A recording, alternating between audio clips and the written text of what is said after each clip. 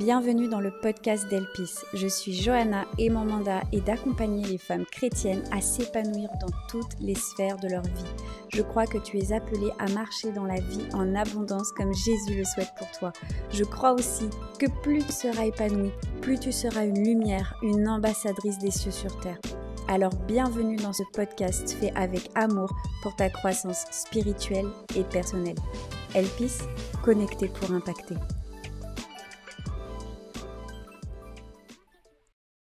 Bonjour et bienvenue dans ce nouveau podcast. Nous sommes aujourd'hui le mercredi 4 septembre 2024 et c'est la semaine de la rentrée. Alors j'espère que cette rentrée s'est bien passée pour toi, pour ta famille. Je ne sais pas si tu as des enfants ou quoi. N'hésite pas à mettre dans les commentaires comment est-ce que s'est passée cette rentrée. Et aujourd'hui, on va parler ensemble d'un principe qui, je crois, est absolument fondamental et qu'on a tendance à beaucoup trop zapper chez les chrétiens. Et c'est le principe du repos. Le principe du repos. Si tu es comme moi, tu as peut-être tendance à placer ta valeur dans le faire. Je répète cette phrase. Si tu es comme moi, tu as peut-être tendance à placer ta valeur dans le faire. Alors on est tous en chemin, c'est quelque chose qui n'est pas tout réglé chez moi. Et c'est vraiment une révélation que j'ai eue il y a quelques années, où c'est comme si Dieu m'avait dit « Arrête ».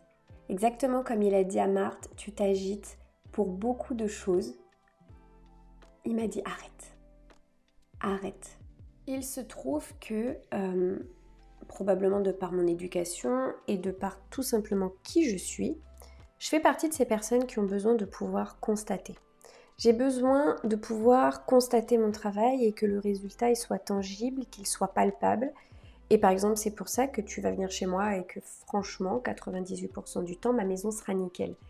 Parce que j'ai ce côté où je suis tellement dans le faire qu'il faut que je puisse constater de mes yeux que c'est fait, qu'il y a eu un progrès, qu'il y a eu une amélioration, qu'il y a une tâche qui a été menée de A à Z et il faut que ça se voit.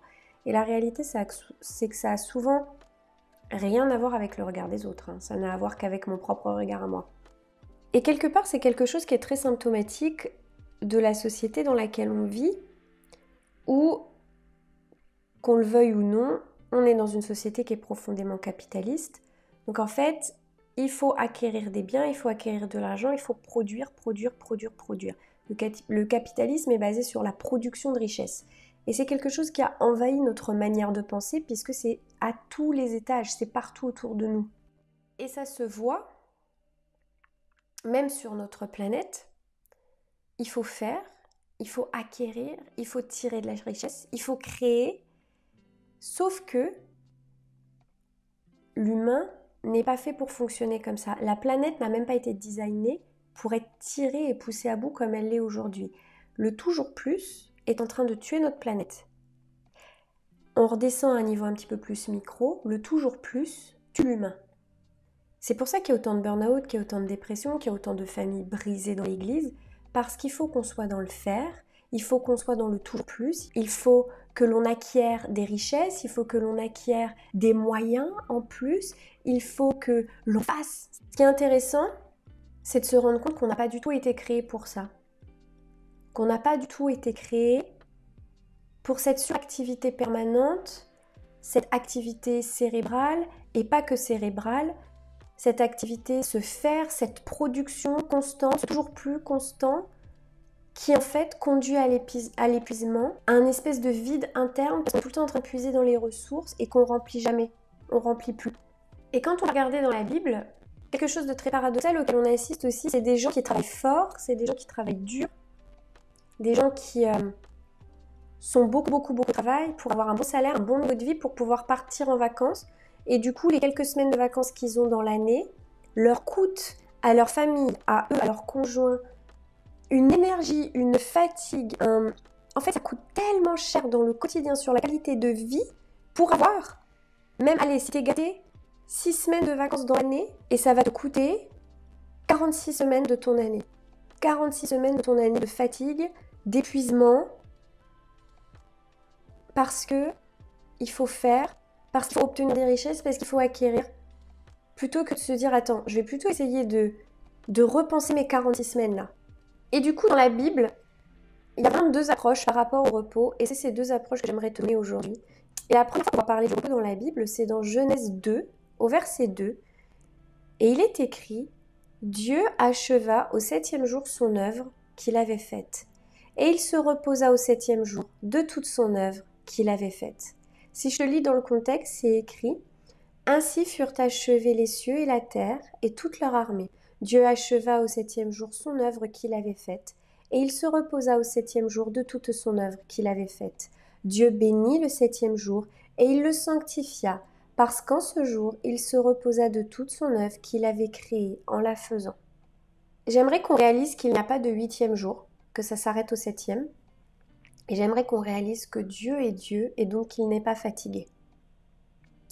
Dieu sanctifie et met à part le 7e jour pour jouir de ce qu'il a créé, pour profiter, pour contempler ce qu'il a créé. Ça veut dire, plus tard dans la loi, quand ce 7e jour, ce sabbat, ce repos est instauré, l'idée, c'est devenu quelque chose d'extrêmement légaliste. L'idée à la base, c'est de dire, prends une journée dans ta semaine pour te reposer, contempler, célébrer, profiter de tout ce que ta vie, de tout ce que Dieu génère de bénédictions et de bienfaits dans ta vie. Et l'idée, c'est pas de profiter de ça 6 semaines dans l'année. L'idée, c'est de mettre un temps à part, une journée à part dans sa semaine pour réellement se reposer, pour couper avec les distractions, tout ce qui vient nous polluer et qui n'est pas essentiel, qui est devenu addictif, mais qui n'est pas essentiel. Se mettre à part pour profiter de sa famille, de ses amis, se reposer, vivre une journée qui est ralentie. L'idée, c'est qu'est-ce qui, dans ton quotidien, n'a pas sa place sur un jour de repos?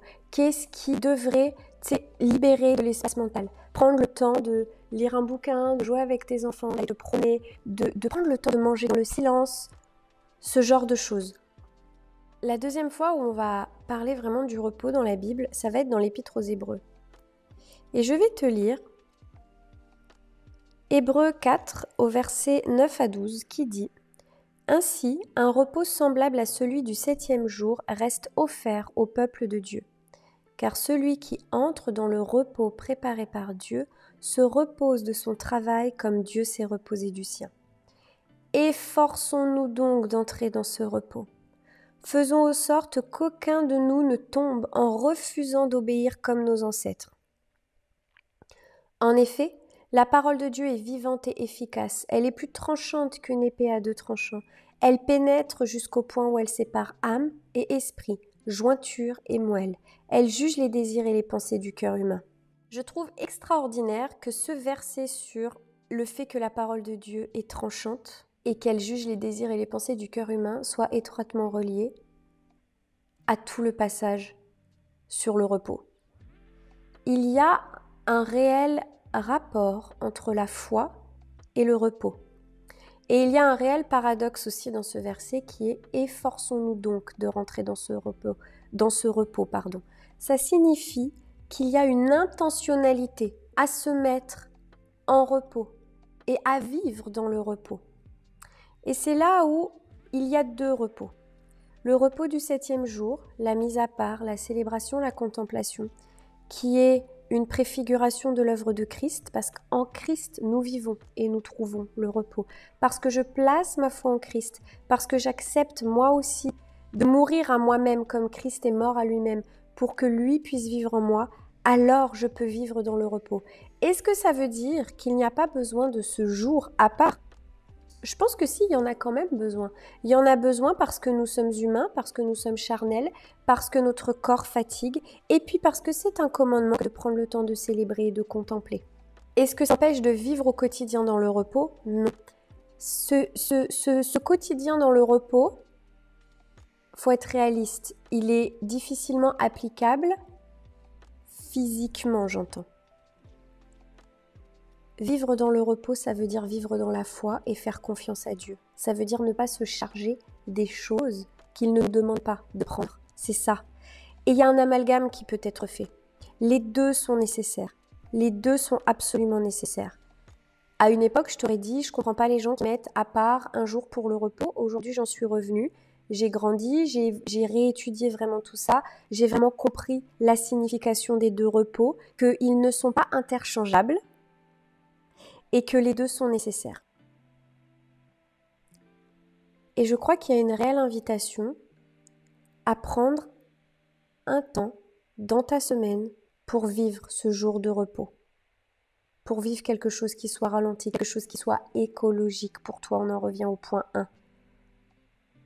Mais je crois aussi que dans ton quotidien, il est nécessaire de s'efforcer à vivre dans la paix, à vivre dans la foi, à vivre dans la ferme certitude que Dieu tient ta vie entre tes mains et que c'est lui qui prend soin de toi dans les moindres détails. Est-ce que ça veut dire qu'il n'y a pas des décisions à prendre? Non. Est-ce que ça veut dire qu'il n'y a pas des combats? Non. Mais trop de chrétiens vivent dans le combat en permanence. Jésus lui-même n'a pas vécu dans le combat en permanence. Pourquoi vivons-nous dans le combat en permanence? Trop de chrétiens sont en burn-out et en épuisement. Jésus lui-même prenait des temps de repos et des temps de mise à part quotidiens pour prier dans la face du Père et aller chercher la paix dont il avait besoin. Comment que ça se fait qu'on ne le fait pas, qu'on ne le vit pas? Et on est criblé de « c'est pas possible »,« oui mais non »,« comment on fait ?» Les amis, je reviens vraiment sur la place des écrans dans notre maison. Si on a le temps, franchement, tu prends ton téléphone, tu vas regarder ton nombre d'heures d'écran par jour. S'il y a autant d'heures d'écran dans ta journée, il y a possibilité qu'il y ait autre chose. Voilà. Et puis peut-être que c'est pas cet écran-là, mais que c'est la télé. Il y en a qui passent leur vie à de sport aussi. J'avais des amis qui disaient à une époque, à l'église où j'allais avant, « Ouais, mais moi j'ai une vie en dehors de l'église. » Je vais dire un truc. Les gens, s'ils passent pas leur vie à l'église, ils la passent ailleurs. Je suis pas en train de dire qu'il faut passer sa vie à l'église, c'est pas du tout ça. Ce que je veux dire, c'est que l'humain a intrinsèquement un besoin d'appartenance qu'il va aller chercher à combler. Et il va le combler de plein de façons que ce soit. Et il va le combler de différentes façons, de différentes manières. Et beaucoup de personnes, oui, elles vont pas passer leur vie à l'église, mais elles vont passer leur vie à faire autre chose. Parce qu'elles ont besoin d'appartenir, elles ont besoin que ce soit comblé.